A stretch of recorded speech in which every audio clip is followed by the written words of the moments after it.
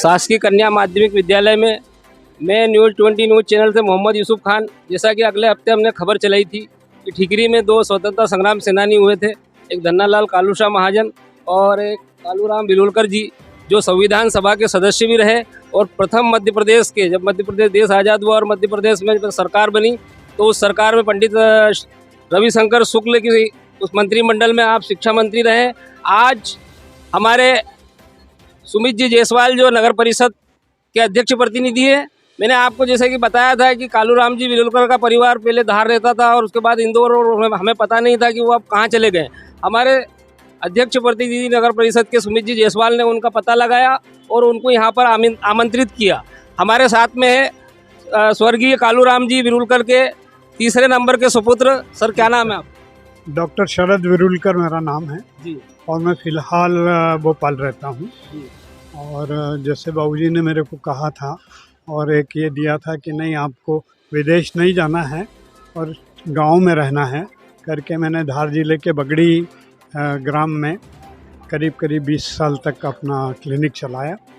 उसके बाद पारिवारिक कारणों से मेरे को या बाबूजी के कारण भी धार शिफ्ट होना पड़ा। फिर मैंने धार में प्रैक्टिस करी और अब मैं सेवा निवृत्त होके और अपने बेटे के पास भोपाल रह रहा हूँ।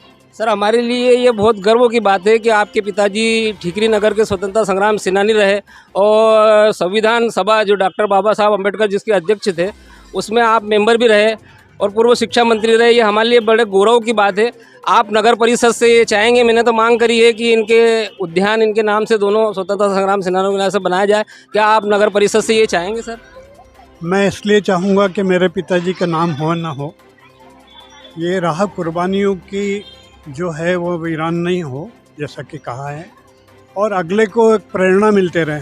हमें ना तो नाम से मतलब है ना अब हमारे पिताजी के लिए आप कुछ करो, ये हमारी चाह है, पर अगली पीढ़ी को मिले कि नहीं, लोगों ने उन लोगों को अप्रिशिएट करा है जिन्होंने संविधान और देश के निर्माण में कुछ काम किया है, तो उनको एक प्रेरणा स्वरूप मिले तो बहुत अच्छा है। क्योंकि अब हमें तो कोई बनता बिगड़ता नहीं कि आप हमें सम्मान दो या हमारे पिताजी को सम्मान दो या न दो, पर एक राह रहे, इसलिए मैं चाहता हूँ। सर आपके और कितने भाई हैं? बिलुलकर जी के टोटल कितने? बड़े भाई साहब हैं जो कि इंजीनियर थे बेसिकली, और बाबूजी ने उनको भी ये वो कहा कि यदि आपको आकाशवाणी में एक जगह नौकरी मिल रही थी और दूसरी जगह भारतीय वायुसेना में, तो आप भारतीय वायुसेना में जाओ, आकाशवाणी की एयर कंडीशन की नौकरी नहीं करना, आपको देश के लिए कुछ करना है और करो। तो उन्होंने भी 1965 और 71 के युद्ध में भाग लिया और भारतीय वायुसेना के मुख्यालय से वो रिटायर भी हुए, और इस तरह उन्होंने बाबूजी की इच्छा पूरी की। ठीक है, जैसे हमारे साथ में, धन्यवाद सर हमसे बात करने के लिए। जैसे हम मैं बता दूं कि हमारे साथ शरद चंद्र जी महाजन जो भारतीय जनता पार्टी के वरिष्ठ नेता हैं, जिन्हें गांव में नगर में लोग दादू के नाम से जानते हैं। आप जो है आपके ताऊ थे धन्नालाल कालूशाह महाजन, आइए इनसे बात करते हैं। शरद जी महाजन जी, आप ये बताइए कि आप नगर परिषद से ये चाहेंगे कि नगर परिषद इनको व्यवस्थित रूप से कहीं दूसरी जगह पर स्तंभ को लगाए या उनकी मूर्ति बना के कोई उद्यान बनाए?